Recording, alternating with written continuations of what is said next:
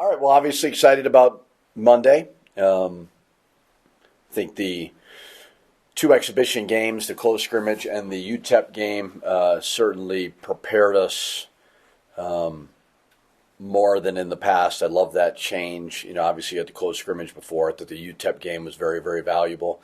And now we turn the page to Nichols. They've got two all-conference players. They're, like any non-conference games, it's a unique style of play. Smaller guys, matchup-wise, always a challenge. But fired up, obviously, for it to kick off. You've talked about exhibition scrimmages are one thing with minutes, and then you see how the players react once they learn their minutes aren't there or they're not going to play as much. Is that something you tell them ahead of time? Do some of the deeper bench guys know, or do they find out Monday when you don't put them in? Good question. I mean, I would assume they would have an idea. I mix up teams a lot in practice to try to just give a different look, but also to try them not to think that way. But they'll see on Monday, and again, it's, as I told them, I broke up the team. We have 16 guys, and I grabbed like 10 of them and put them in a group, and then I grabbed the other 6, and I said, you 10 are probably going to play, might be less, and I didn't specify who the 10 were, and you 6 over there are not going to play. Doesn't mean we don't love you, doesn't mean we're not invested in you, but that's the challenge of being a good coach. Being a coach, you guys have got to be ready. The 6 got to be ready. You can't be, you don't have to be happy with your playing time, but you got to be professional about the approach, and you just got to continue to get better. So I think they probably have an understanding, but I try not to ask questions that I don't want to know the answers to, and that would be one that I don't want to know the answer to. True talked the other night, and you talked a little bit about True. I wanted to kind of follow up. When you watched game film, when you, I guess, had more time to evaluate his game against UTEP and the close scrimmage, is what we saw on Monday night what you expected the next step to be for True? A little more aggressive when you look like offensively? And can he play beyond that 12 to 13 minute, which is about what his cap was last year? Yeah, he'll play more than last year for sure. My goal for him is to be in the conversation of Defensive Player of the Year in the league. I think he's got the ability to do that. Obviously, making 3 threes was great. I don't think True is a bad shooter, but just making shots is very important, especially at that 2 or 3 spot. Our guards have got to make shots, so that was a welcome addition. But yeah, I mean, I think his role is going to increase for sure. He brings dynamic defensively, energy-wise, deflections. He should really, really buy into that because he could be elite at that. Coach, can you just talk about this matchup, what you see on Nichols? Yeah, I mean, like I said, 2 all-conference players. They will play some matchup zone. They'll play some man-to-man. You don't have a lot of film early in the season. So it's a little bit unknown for everybody. So you got to stick to your principles as best you can. So it's not going to be an easy game. I think it's similar in a lot of ways to a UTEP, where they're aggressive, they're athletic, they're fast, they attack the basket. So it's going to be a really good challenge.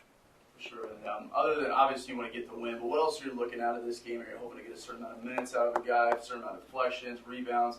What else are you really looking out of this game? I mean, the minutes thing, that depends on how the game goes.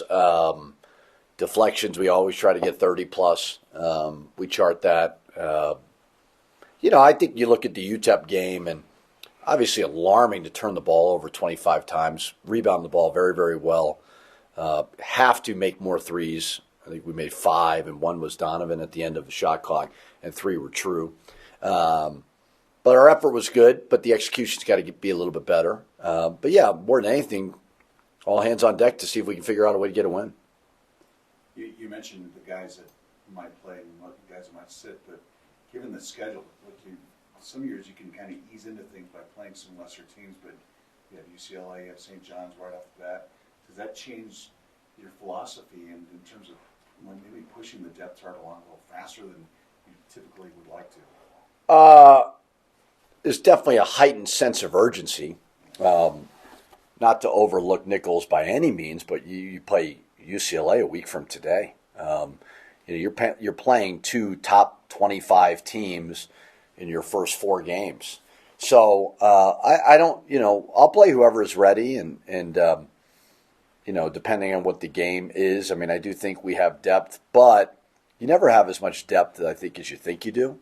But yeah, I mean, I think everybody's got to be ready, and especially with those type of games where they're going to, UCLA and St. John's are going to press every single possession. They are, nothing's going to come easy to anybody, and that'll be good for us.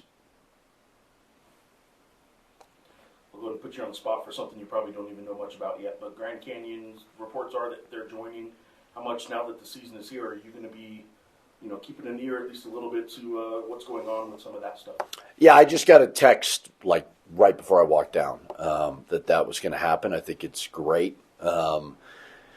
You lost a lot of really good basketball programs with this realignment nonsense. And I think it's very, very important that the Mountain West understands not where their bread is buttered, because football obviously bread is butter, but football's obviously had some really good teams and so on. But this has been a really good basketball conference, and geographically it makes a lot of sense. Obviously, the easy trip. They are really invested, probably invested a lot more than people realize. So that's a very, very good addition, and I hope we continue to look at some other good basketball additions as well. One other quick kind of Monday game question. I'm just curious if you regret in any way the Yankees losing and you were rolling that. I helped them win. Yeah, I helped them win. That was quite a bummer. I was thinking of all the ways to watch. We have a Hall of Honor thing tonight, and I'm like, well, I'm going to have the phone out. We're there at 5-0. I was like, well, how am I going to watch the game?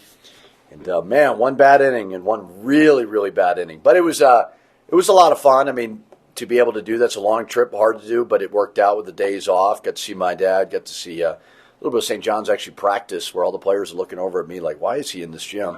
But it was fun. It was great. It was great to be with the family a little bit and see the Yankees. You think your dad was like screwing with you a little bit with what they were doing in practice? No. They're what you see is what you get with him, and it hasn't changed a whole lot. And why would you change? So Nelly, his comfortability going into this season as opposed to last year, he seems poised to have a very successful season. Yeah, I mean, I certainly hope so. Not arriving October 25th is very beneficial to him, obviously, because of the visa stuff last year. But very, very productive summer, very, very productive fall. I have high expectations for him. I really do. And I want him to have those high expectations. We all complain about the transfer portal world and the NIL world. But if there's a positive, they should be as motivated as ever, because you're essentially on these one-year contracts. And all of them are. And obviously Nelly's eligibility will be up, but, we want you to go make real money playing this game. And in order to do that, you've got so many good opportunities this year. And take advantage of it, and I think you will. Kind of along those lines, how do you feel with Nelly's off the floor, your depth in the front court, Tiki? Like, how you feeling when he's not on the floor, able to get rebounds and stuff? Yeah, I mean, Tiki plays really, really hard, high motor. Get some offensive rebounds. So he doesn't have a lot of game experience, but, he's older for sure. And then obviously that may be a bit lacking with JT leaving so late. Sacco can play the 5 in a pinch. I think Jovan could, but he's young. But we'll have to figure it out. Mustafa did it last year a little bit as well. So dealing with all the same things everybody else deals with.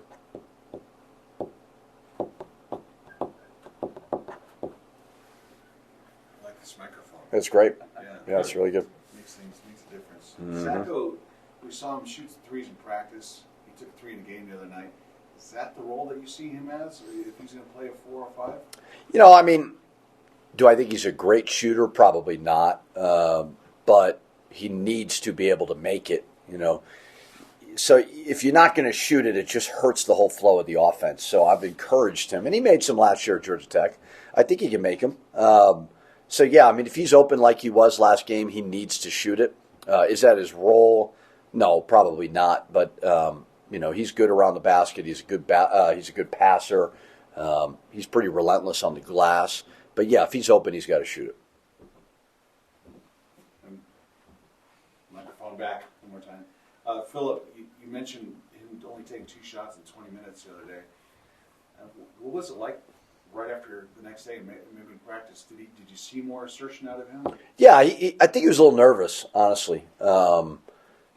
Hasn't played a lot, didn't play a lot at Arizona, and really wants it badly, works his butt off. Sometimes people like Philip, who are perfectionists, can be a little hard on themselves. And, so I think he'll really settle in well. But that's why you play those exhibition games. But, yeah, like I told him at halftime, like, you can't play this many minutes and not shoot the ball. So he understood it. He's very easy to coach. I know we only have one game, but we've seen Mustafa obviously missed some threes. He had a slow start last year. Is it one of those things just keeping his confidence up? Are you feeling confident? Is he feeling confident? Yeah, I think so. I mean, he's dealt with it. There's one game, right? But I didn't think any of them were really bad shots. He got fouled on 1 or 2 of them as well. So he's mature enough, like CJ, another one, like we were talking about it yesterday, like they've dealt with it. They'll know how to get themselves out of it, and I'll give them confidence as long as they deserve it, As Jared said, very small sample size. Are you concerned at all about where you're going to get points when you go to the bench? When who goes to the bench? When you go to the bench. I mean, small sample size. We've got a lot of new guys on the bench for sure. But like everybody else, So I don't know. I mean, I'm concerned with a lot of things when you have this many new guys and this tough of a schedule early. But we can't have the drop-off that we had last game when I subbed. Now, I'm not going to sub like that in a real game. Normally I'll do one guy and kind of keep the core and then get that other guy out. There's kind of more of a method to the madness than what I did versus UTEP, but it's an exhibition game. Preseason layup here for you, but like season ticket sales are going to surpass last year, biggest probably since before COVID. Kind of heading back in the right direction. Do you feel any kind of buzz about the fan base, like excited after last year, or is it more the same? Yeah, I think there's a buzz for sure. There's always a buzz around here when basketball season starts. I mean, I've loved the fan support has grown as the program has grown. Obviously winning will do that. We have I really do believe one of the best fan bases out there. We're now top 25 in attendance. And I think they enjoy coming to the pit, right? This community loves coming to the pit and being a part of it. And we do our very best to appreciate that. We've lost way too many games in here with some good crowds that we got to take better advantage of. But yeah, I mean, I think when you win, I think people turn out. And, we've had 2 really good years, 22 wins and 26 wins, and we got to keep that momentum going. The other night, World Series game, I have to ask you, whose jersey are you wearing? Vicky Manel. Vicky Manel. It's actually a funny story. So when I was going to land, I texted my dad. I'm like, where am I going? Am I going to the city? Am I going to your house? Where am I going? He goes, come to St. John's. And he goes, I'm practicing. I'm like, all right, you going to make me sit in the hallway or can I watch, whatever? But then he's like, oh yeah, and I'll bring your jersey. I'm like, I didn't agree to wear a jersey as an adult. But he has legitimately like 5 different jerseys that he has those tickets. He bought them, season tickets. And credit to him, man, like 72 years old. He loves going. I know at 72 I'll be watching that thing on a lazy boy. But yes, it was his jersey. He provided it to me.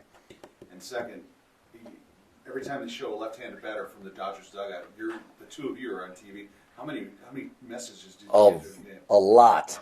And I put my cocktail down and made sure I was patient with that. Only for righties would I start sipping it. But yeah, no, I got a lot of texts. Me, my dad, and Spike Lee. It was a lot of high fives going on. But it was yeah, you can't lie about your whereabouts when you're on TV like that. But it was a lot of fun. All right, first impressions, a little different than the, I guess the Super Pit is what it's called at Denton, right? You're 100% at Super P. I know it's just an exhibition, but what did you think about the crowd Monday night, the experience, and how ready are you now for the real thing on Monday? Me personally, I thought it was great. I mean, seeing all those people in there and seeing how they really love basketball, and I thought it was great for me and the team, honestly, the new guys. Your fans coming to every game? Just about every game, yes, sir. Road and home, or just all home games? Road and home. Yeah, they rarely miss. Your personal performance in the pit on Monday, you happy with it? Stuff to learn from? Stuff easily correctable? What? Yeah, it's always something to learn from when you play a game. I think the biggest thing for me is just, continue to just shoot, make shots. I mean, that's all it is, just confidence thing. So, yeah. Small sample size, but just kind of your thoughts. How you feeling? How's the team feeling? Excitement? You know what I'm saying? Super excited to get back out there. I know just yesterday we were talking about how we wanted to be, even more packed out next game for, our home game. So we're excited, all of us. And then obviously being captain, and talk about, I guess, the chemistry you feel too with the new guys and the old guys. You know what I'm saying? I think day by day is getting better. Honestly, with the guys on the bench, the starting five, I think every day is growing. The chemistry for sure. Coach talked to Philip about shooting the ball more. Now, you didn't take that many shots either. No, that's Did he true. give you the same talk? He did. He definitely did. I mean, it's an everyday thing. I mean, in practice, he tells us all to shoot more. He wants us all to shoot more and play faster. Those are his two things. So, sure. He said Philip was probably a little tentative just because it's his first game. Was that the Could same be. thing for you? It could be. I was a little anxious, a little nervous, but that comes with it. I'm excited for Monday though, for sure.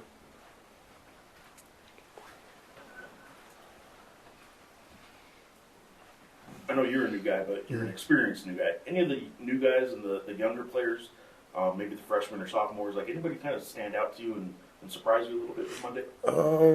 I mean, Jovan's his ability to make shots from the outside, put the ball on the ground as well. He's really good in practice at doing that. And Cade's a little dog. He loves to guard. He loves to get out there, and he's feisty. So Cade and Jovan for sure.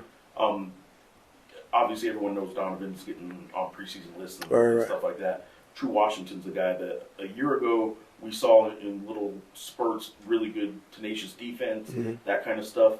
Coach just mentioned a second ago, at his best, he should contend maybe for like a defensive player of the year honor or something like that. Oh, for sure. Do you see that, and how often do you go up against him in practice? Oh, yeah. What is he like defensively? Oh, yeah, True's a great defender. He's strong. He can move his feet really well. He's a great athlete. I think he should go for that. I mean, I think he really could get it because he loves to guard everybody. He wants to guard the 1, the 2, the 3. He guards me. He guards Donnie. He guards everybody in practice. So I think if he takes that, into the next level, I think he can really get that for sure.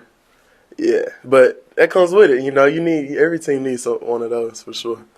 All right, so you transitioned from OU to North Texas, Yes, now sir. North Texas to New Mexico. Yes, sir. Is a little bit of the differences or similarity?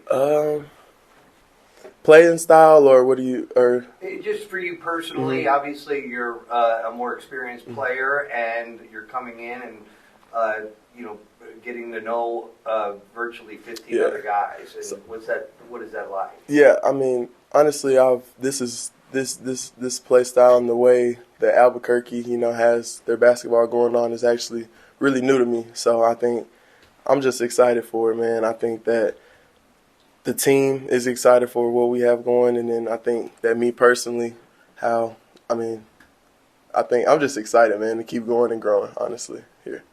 Sure.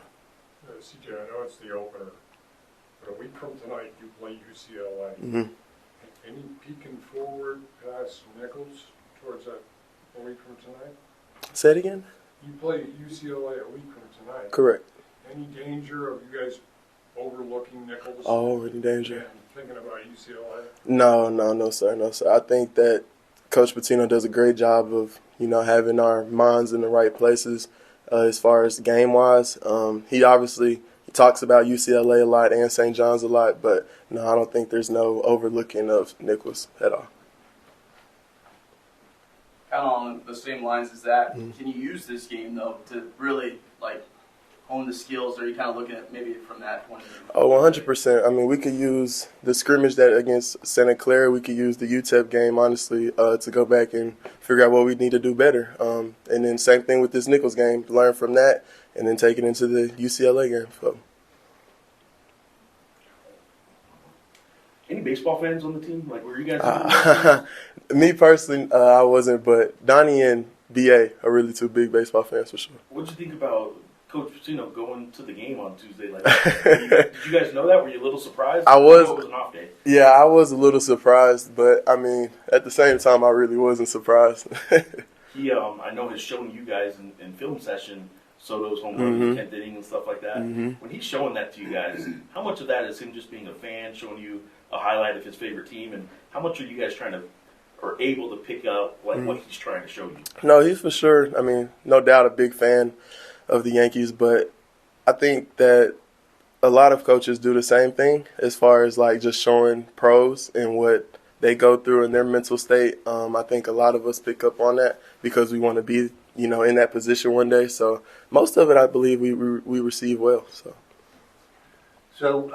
just wondering, with you growing up in the Dallas metro area and playing this part of the country, how aware were you of the basketball frenzy in Albuquerque and the pit and that kind of stuff? Honestly, not too familiar. Not too familiar, honestly, except when I got to college. I was watching, my friend at Jalen Lake at Colorado State, so I was watching actually some New Mexico games. So that's how I really found out about how Albuquerque is with basketball. So. Anything else for CJ? All right, one more. What about your role and where you fit in with this year's team and the possibility? Lobo fans saw a lot of a lineup that had 3 smaller guards a year ago. Right. There is a chance that could be as well for this year, even with as big as the team is. What about the different possible rotations and kind of how it all fits in your place in it? I would just say, man, every day I just come in and want to be, a good energy guy, be the leader in the team, and I would want to just, continue to make shots. I know everybody wants to make shots, but me specifically, I feel like it's important that I make shots and play good defense.